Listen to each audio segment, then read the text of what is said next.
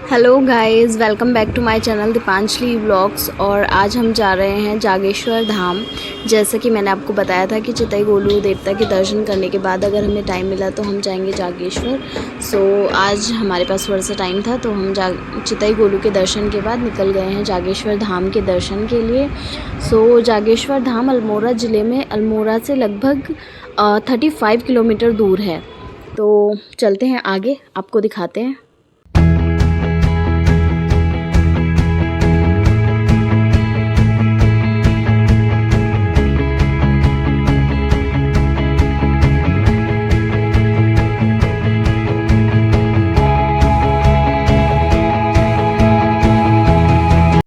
जागेश्वर मंदिर से पहले एक दंडेश्वर मंदिर पड़ता है भोलेनाथ का, वहीं से जागेश्वर धाम शुरू हो जाता है।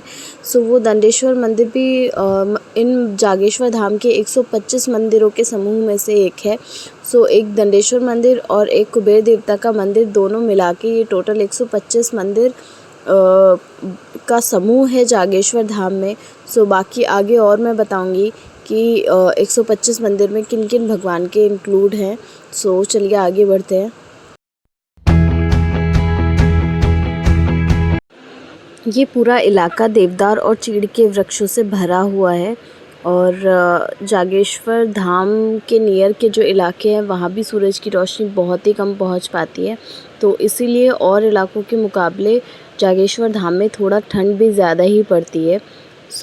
आगे चलते हैं और यहाँ पे जहाँ मंदिरों का समूह शुरू होता है उससे पहले ही एक दंडेश्वर मंदिर आता है भोलेनाथ का, वहीं से जागेश्वर मंदिर शुरू हो जाता है। ये एक छोटी सी मार्केट है जागेश्वर की। यहीं से आगे होते हुए हम आगे बढ़ेंगे जागेश्वर के लिए। बस यहाँ से थोड़ा सा ही आगे जागेश्वर पड़ता है। चलते हैं आगे। साइड में आप देख रहे हो ये चीड़ के देवदार के वृक्ष हैं। पूरा एरिया यहाँ पे इन वृक्षों से भरा हुआ है।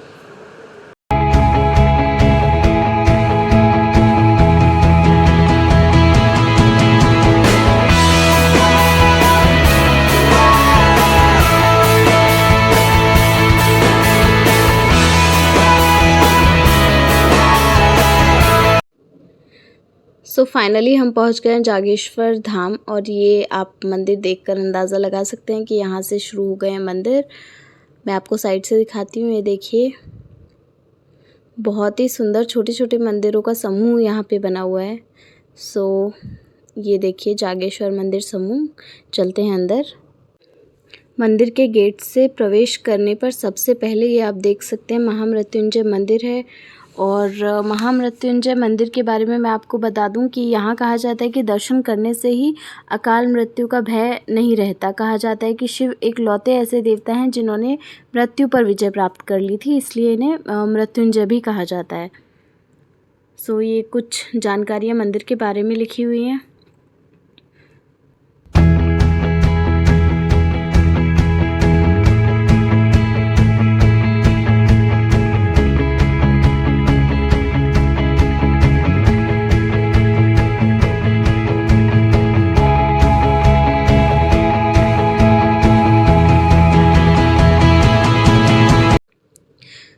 ये जो वृक्ष आप देख रहे हैं सामने, अभी थोड़ा क्लियर नहीं दिख रहा है, बट ऐसा कहा जाता है कि नीचे से एक है और ऊपर होकर इसके दो हिस्से हो जाते हैं। यहाँ पे शिव जी और पार्वती जी इस वृक्ष में निवास करते हैं। इसको अर्धनारीश्वर का रूप माना जाता है, ऐसा कहा जाता है। मैं थोड़ा आगे आप वीडियो में चलेंगे तो मैं आपको क्लियर दिखाऊंगी ये वृक्ष।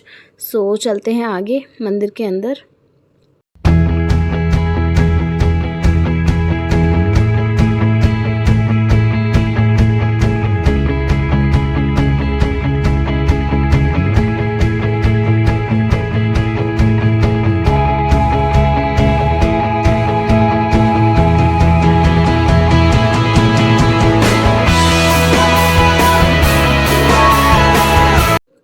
जैसे ही आप मंदिर में आएंगे ना तो खुद से इतना फील गुड फैक्टर आता है कि मन को गज़ब का आध्यात्मिक सुकून यहाँ पे मिलता है। आप खुद में ही बहुत अच्छा फ़ील करेंगे यहाँ के। सो जब भी कभी यहाँ आपका आना हो सो प्लीज़ कमेंट करके बताइएगा कि आपको ये जगह कैसी लगी। मुझे बहुत ही खूबसूरत लगी। और चलते हैं आगे। ये है ज्योतिर्लिंग जागेश्वर मंदिर, जो यहाँ का मेन मंदिर है, 125 मंदिरों में से एक। सो एक्चुअली यहाँ पे अंदर कैमरा अलाउ नहीं है, सो मैं बाहर से ही आपको इसके दर्शन करवा दूँगी। चलते हैं मंदिर के अंदर। और अगर पॉसिबल हुआ तो मैं जूम करके आपको दिखाऊंगी जागेश्वर भगवान यहाँ पे जो विराजित हैं। चांदी का कवच, चांदी का छतर बोल लीजिए, कवच बोल लीजिए, वो उनके ऊपर चढ़ाया हुआ है। सो जब आप दर्शन करते हैं तो पंडित जी उसको हटाकर आपको दिखाते हैं, दर्शन कराते हैं। ये देखिए, ये है चांदी का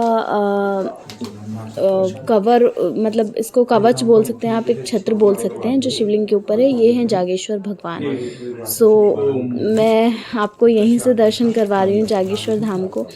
अगर आपको मेरी वीडियो पसंद आए तो प्लीज़ लाइक एंड कमेंट ज़रूर कीजिएगा, ज़रूर बताइएगा आपको कैसी लगी। सो चलिए आगे चलते हैं, मैं आपको दिखाती हूँ। और यहाँ पे ये चंदन का टीका लगाते हैं पंडित जी। सो ये बहुत फेमस है यहाँ का, हमने भी लगवाया, मायशा के भी लगवाया, अपने भी लगवाया, तो बहुत अच्छा लगा हमें।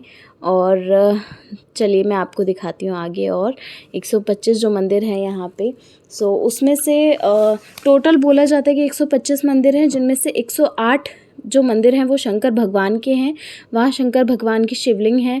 और बाकी के 17 जो मंदिर हैं वो सभी देवी देवताओं के हैं, जिनमें से 4-5 मुख्य मंदिर हैं, जैसे कि महामृत्युंजय मंदिर, माता का मंदिर, नागेश्वर जी का मंदिर है, बटुक भैरव है जिनके दर्शन ज़रूर करने होते हैं, और हनुमान जी का मंदिर। ये आप देख सकते हो, हर मंदिर में शिवलिंग रखी हुई है। सो ऐसे 108 मंदिर हैं जो सिर्फ़ और सिर्फ शंकर जी के हैं यहाँ पे।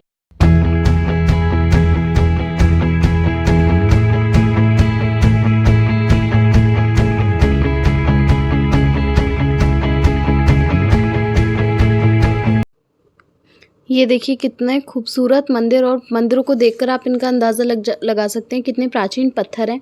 ये है तालाब जो आप देख रहे हैं। ऐसा कहा जाता है कि लवकुश यहाँ पे शंकर जी की आराधना करते थे। सो ये है मंदिर का दूसरा गेट। यहाँ से भी आप मंदिर के अंदर आ सकते हो। जो हम आए थे वो फ्रंट गेट था, ये बैक साइड का गेट है।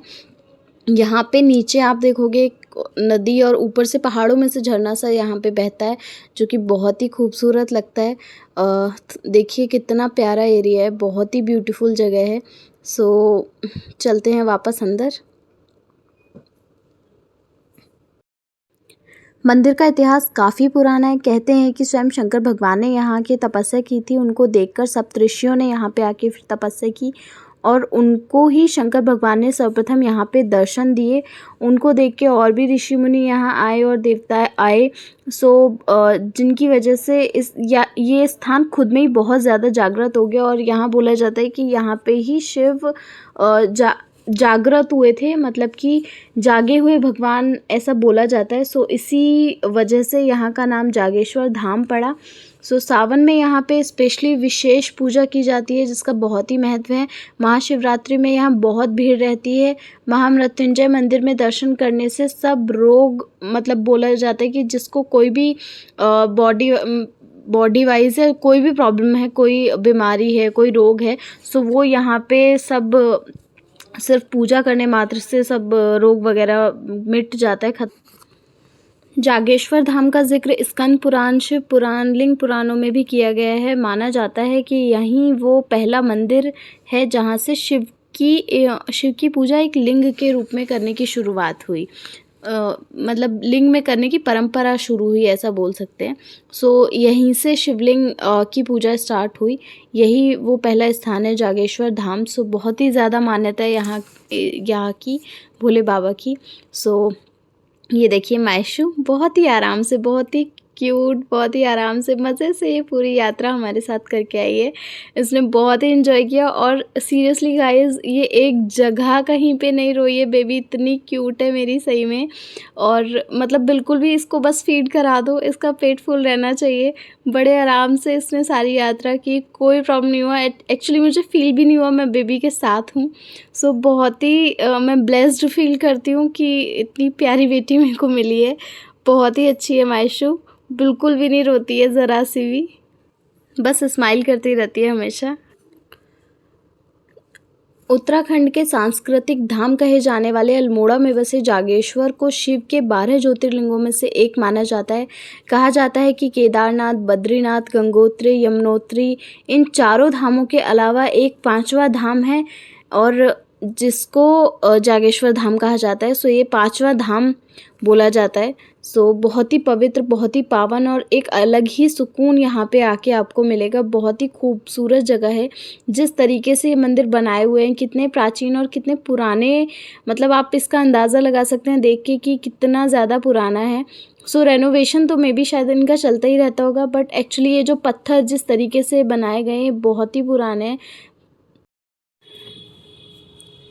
जागेश्वर धाम के दर्शन के बाद यहाँ कुबेर देवता का भी एक मंदिर है।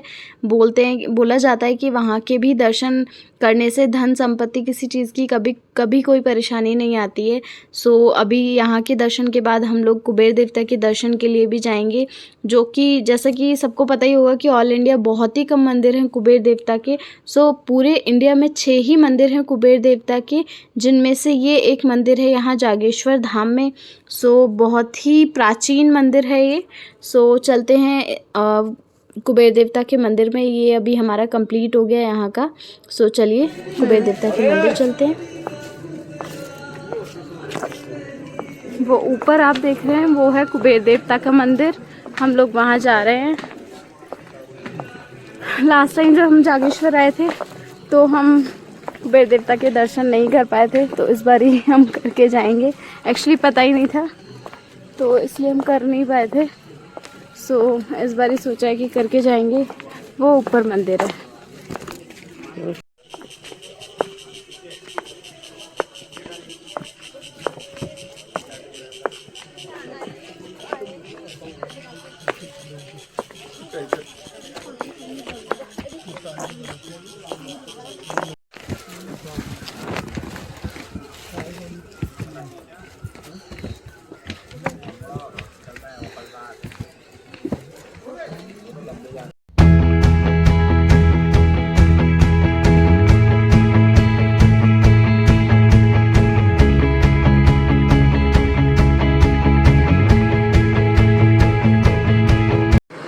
ये है कुबेर देवता का मंदिर।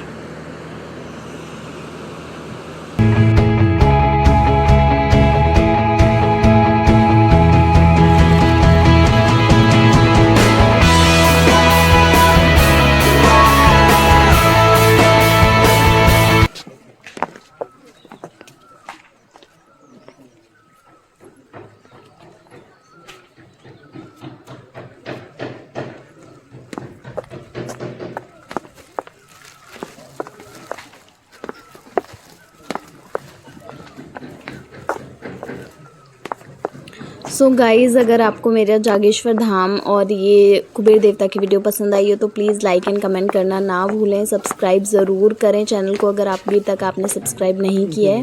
और ये मिल रहा है यहाँ पे प्रसाद कुबेर देवता का। ये प्रसाद हम लेंगे और फिर चलेंगे आगे कसार देवी टेम्पल। सो उसका व्लॉग भी मैं आपके साथ शेयर करूँगी, देखते रहिएगा। अगर आपको वीडियो पसंद आए प्लीज़ लाइक एंड सब्सक्राइब ज़रूर कीजिएगा। Thank you so much everyone.